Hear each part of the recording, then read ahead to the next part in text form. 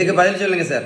இந்த உலகத்தில் சரியா சுகருக்கும் ப்ரெஷருக்கும் மாத்திரை மட்டும் சாப்பிட்டதுனால யாருக்கா சரியா இருக்கா? நீங்களே சொல்லுங்களேன். நம்மகிட்ட ஒரு பெரிய மூட நம்பிக்கை, ரைஸ் சாப்பிட்டதுனால தான் சுகருக்கு மாத்திரை போடுறோம், ரைஸ் சாப்பிட்டு இன்சுலின் போட்டுட்ருக்கோம், அப்படி தானே? நான் ஒரு கேள்வி கேட்குறேன், பதில் சொல்கிறீங்களா? வட இந்தியாவில் அவங்க ரைஸ் சாப்பிடவே மாட்டாங்களே.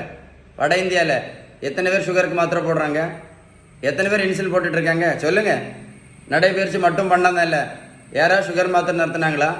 இல்லை யாராவது இன்சுலின் நிறுத்தினாங்களா? இல்லை யாராவது வெயிட்டை குறைச்சாங்களா? நடைபயிற்சி மட்டும் பண்ணி நல்லா கேட்டுடுங்க. 1 கிலோமீட்டர் நடைபயிற்சி பண்ணினா கூட 40லேருந்து 50 கேலரி மட்டும்தான் எரிக்க முடியும்.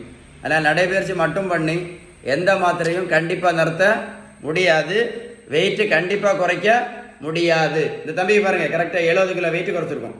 140லேருந்து 70 கிலோ. நான் கொடுத்தது என்னது? ஒன்லி பேலன்ஸ் டயட்டு மட்டும்தான். ஒன்லி பேலன்ஸ் டயட் மட்டும்தான்.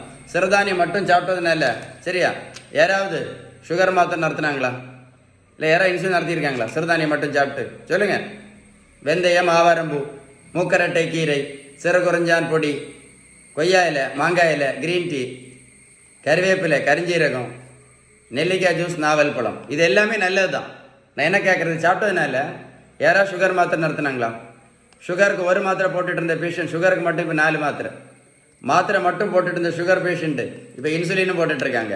வெந்தயம், கருவேப்பிலை, கருப்பு கவனி, சிறுதானியம், முக்கரட்டை கீரை, சிறு குறிஞ்சான் பொடி. நல்லா கேட்டுடுங்க. மருத்துவத்தில் ஸ்டாண்டர்ட் புத்தகம் ஹாரிசன். அந்த புத்தகம் என்ன சொல்ல தெரியுமா? Sugar, pressure, cholesterol, fatty liver, பித்தப்பைக்கல், தைராய்டு, பிசிஓடி, பிசிஓஎஸ், ஹார்மோன் பிரச்சனை, யூரிக் ஆசிட் ப்ராப்ளம், உடல் பருமன், இது எல்லாத்தவங்க சொல்லக்கூடிய first treatment, correct treatment, best treatment balance diet மட்டும்தான். கடைசி தான் மாத்திரை. சேவ் பண்ணி வைங்க, போட்டு கேளுங்க. நீங்கள் பேலன்ஸ் டயட் கரெக்டாக ஃபாலோ பண்ணிங்கன்னா என்னாகும் தெரியுமா? என்னாகும்? சுகர் மாத்திரை, இன்சுலின் இல்லாமல் இன்னும் 50 வருஷம் சந்தோஷமாக ஆரோக்கியமாக வாழ முடியும் அப்படின்னு யார் சொன்னா? மருத்துவத்தில் ஸ்டாண்டர்ட் புத்தகம் ஹாரிசன்.